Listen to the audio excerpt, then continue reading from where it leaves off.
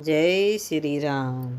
सुनौ भानुकुल पंकज भानु कहु सुभाउ न कछु अभिमानो। जो तुम्हारी अनुशासन पावो कुंदक इव ब्रह्मांड उठावो। हे सूर्यकुल रूपी कमल के सूर्य सुनिए, मैं स्वभाव से ही कहता हूँ, कुछ अभिमान करके नहीं। यदि आपकी आज्ञा पाऊँ तो मैं ब्रह्मांड को गेंद की तरह उठा लूँ। कांचे घट जिमि डोरो पूरी सकौ मेरु मूलक जिमि तोरी। तब प्रताप महिमा भगवाना को बापुरो पिनाक पुराना। और उसे कच्चे घड़े की तरह फोड़ डालूं। मैं सुमेरु पर्वत को मूली की तरह तोड़ सकता हूँ। हे भगवान, आपके प्रताप की महिमा से यह बेचारा पुराना धनुष तो कौन चीज है। नात जाने अस आयस होहूँ कौतुकी करो बिलो कहूँ सो। कमल नील जिमि चाप चढ़ावा जो जन सत प्रणाम ले धावा। ऐसा जानकर हे नाथ, आज्ञा हो तो कुछ खेल करूं। उसे भी देखिए, धनुष को कमल की डंडी की तरह चढ़ाकर उसे 100 योजन तक दौड़ा लिया जाऊं 100 योजन तक दौड़ा लिए चला जाऊं। तोरो तक दंड जिमि प्रात तब प्रताप बलनाथ। जो ना करो प्रभु पद शपथ करो न धरो धनु भात। हे नाथ, आपके प्रताप के बल से धनुष को कुरकुर मुत्ते बासमती छत्ते बरसाती छत्ते की तरह तोड़ दूं। यदि ऐसा ना करूं तो प्रभु के चरणों की शपथ है, फिर मैं धनुष और तरकस को भी कभी हाथ में ना लूंगा। लखन सकोप बचन जे बोले डगमग नहीं मही दिग जग डोले। सकल लोग सब भूप डेराने सिए हरस जनक सकुचाने। ज्यों ही लक्ष्मण जी क्रोध भरे वचन बोले कि पृथ्वी डगमगा उठी और दिशाओं के हाथी कांप गए। सभी लोग और सब राजा डर गए। सीता जी के हृदय में हर्ष हुआ और जानकी जी सकुचा गए। गुरु रघुपति सब मुनि मन माहि मुदित भय पुनि पुनि पुल काहि। सब सैनि रघुपति लखन निवारे प्रेम समेत निकट बैठारे। गुरु विश्वामित्र जी, श्री रघुनाथ जी और सब मुनि मन में प्रसन्न हुए और बार बार पुलकित होने लगे। श्री रामचंद्र जी ने इशारों में लक्ष्मण जी को मना किया और प्रेम सहित अपने पास बैठा लिया। विश्वामित्र समय शुभ जानी बोले अति सने मम बानी। उठऊ राम भजऊँ भव चापा मेटहूँ तात जनक परितापा। विश्वामित्र जी सुबह समय जानकर अत्यंत प्रेम भरी वाणी बोले, हे राम उठो, शिवजी का धनुष तोड़ो और हे तात जनक का संताप मिटाओ।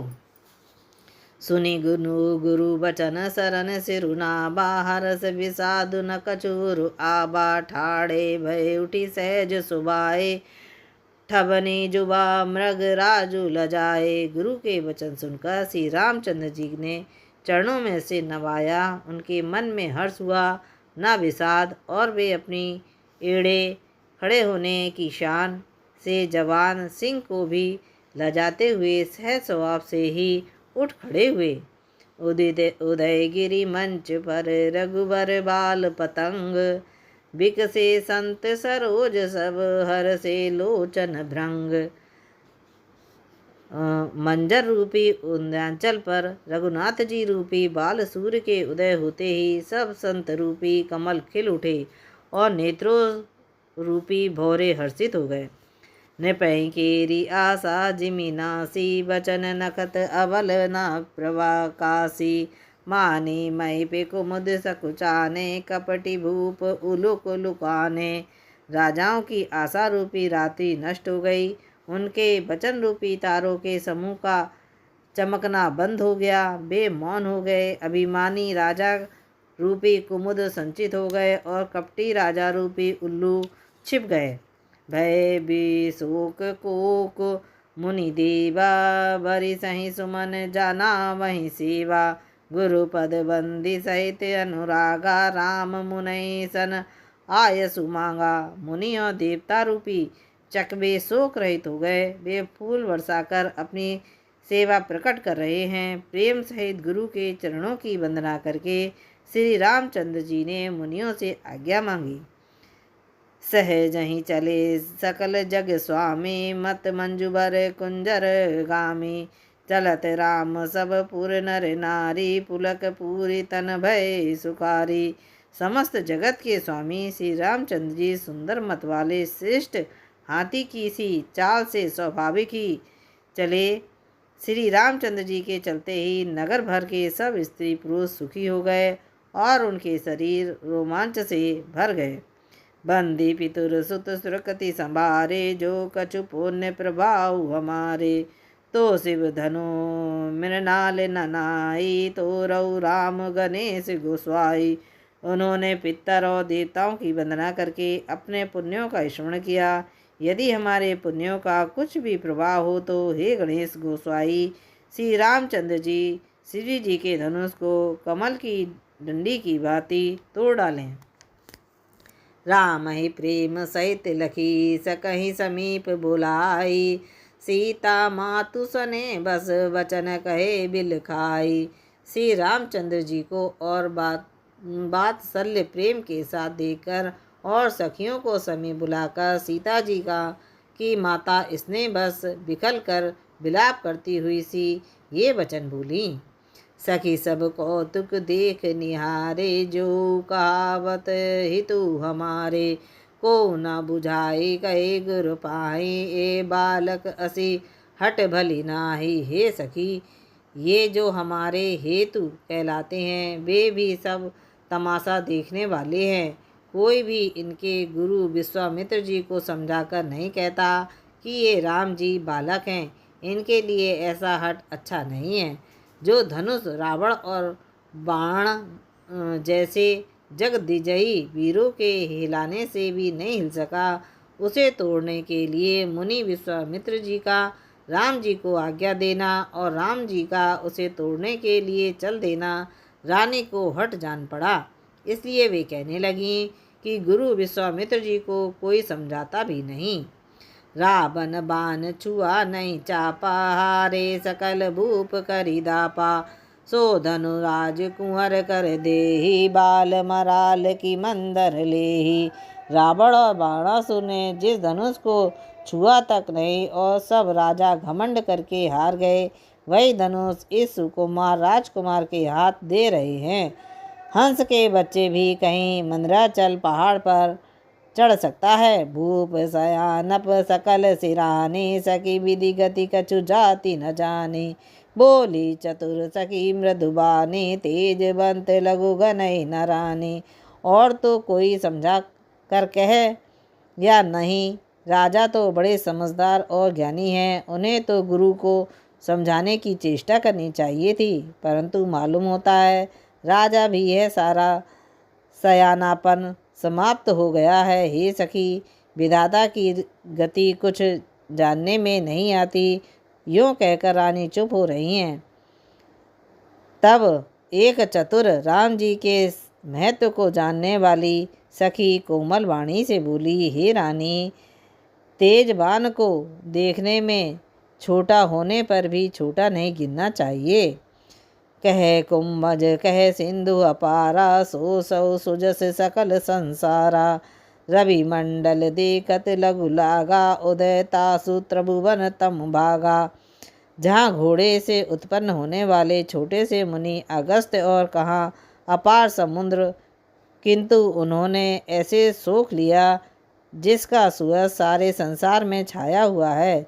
सूर्यमंडल देखने में छोटा लगता है, पर उसके उदय होते ही तीनों लोकों का अंधकार भाग जाता है। मंत परम लघु जासु बस, विधि हरिहर सुर सर्व। महामत गजराज कहूँ, बस कर अंकुश खर्ब। जिसके बस में ब्रह्मा विष्णु शिव और सभी देवता हैं, वह मंत्र अत्यंत छोटा होता है। महान मत वाले गजराज को छोटा सा अंकुश बस में कर लेता है। काम को कुमुस धनुषाय कलीने, सकल भुवन अपने बस कीने।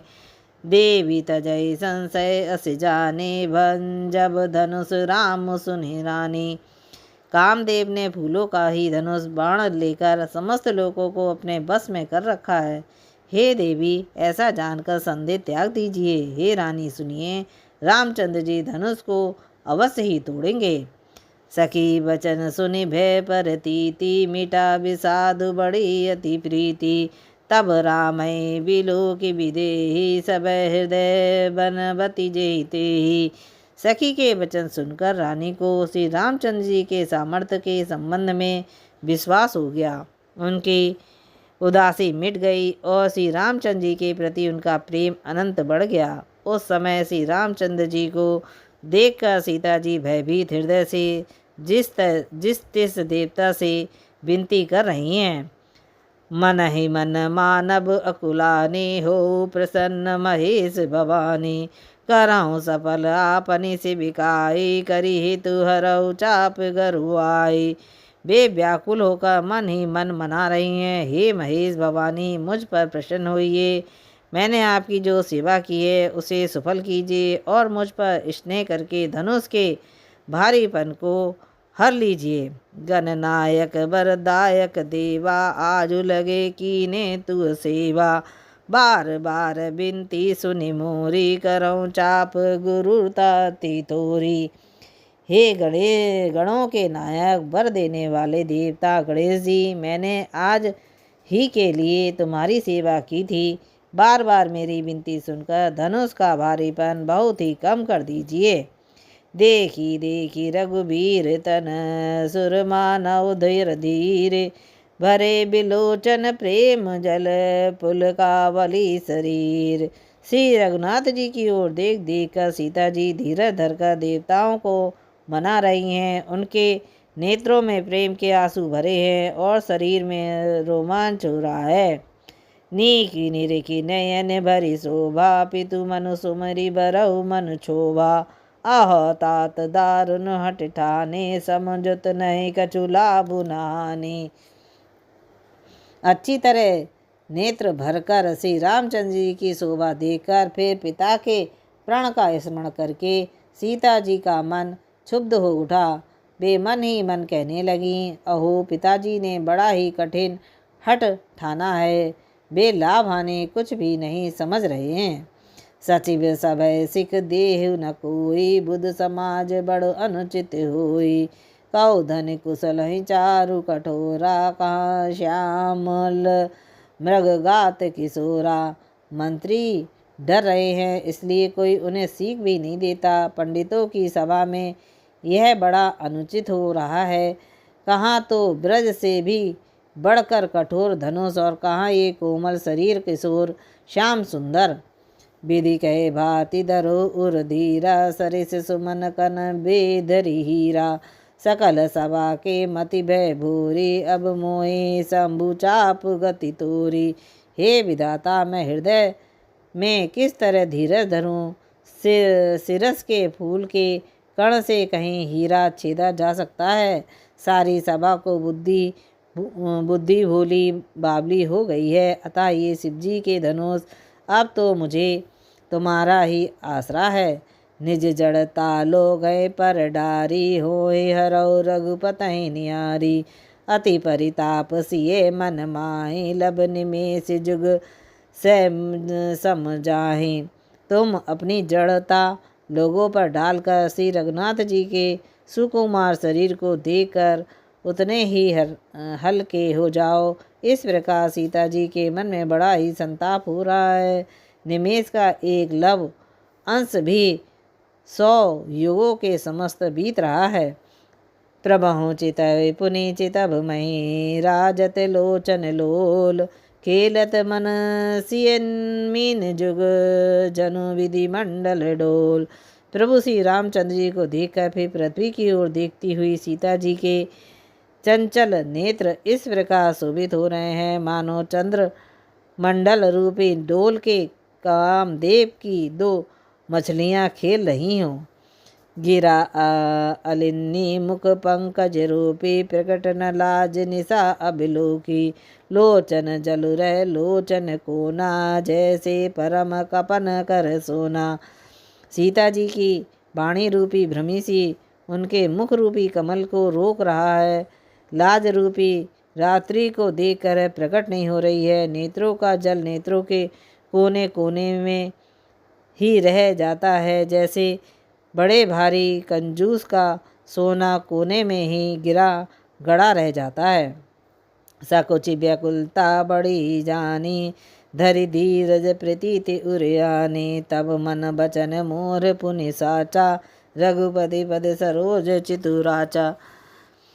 अपनी बड़ी हुई व्याकुलता जानकर सीता जी सकुचा गई और धीरज धरकर हृदय में विश्वास ले आई कि यदि तुम मन और वचन से मेरा प्रण सच्चा है और श्री रघुनाथ जी के चरण कमलों में मेरा चित वास्तव में अनुरुक्त है तो भगवानु सकल उर्वासी करहि मोहि रघुवर के दासी जय के जय पर सत्य स्नेहो सोते मिलन कछु संदेहो। तो सबके हृदय में निवास करने वाले भगवान मुझे रघुश्रेष्ठ श्री रामचंद्र जी की दासी अवश्य बनाएंगे। जिनका जिस पर सच्चा स्नेह होता है वह उसे मिलता ही है, इसमें कुछ भी संदेह नहीं है। तब तन चितई प्रेम तन ठाना कृपा निदान राम सब जाना। सियहि बिलो कही तक धनु कैसे चित वही गरुण लघु ब्या लही जैसे। प्रभु की ओर देखकर सीता जी के शरीर के द्वारा प्रेम ठान लिया, अर्थात यह निश्चय कर लिया कि यह शरीर इन्हीं को होकर रहेगा या रहेगा ही नहीं। कृपा निधान श्री रामचंद्र जी सब जान गए। उन्होंने सीता जी को देखकर धनुष की ओर कैसे ताका, जैसे गरुण जी छोटे से सांप की ओर देखते हैं। लखन लखो रघुवंश ही मनीता के ओर को दंडो पुलकित गात बोले बचन चरण चापी ब्रह्मांडो।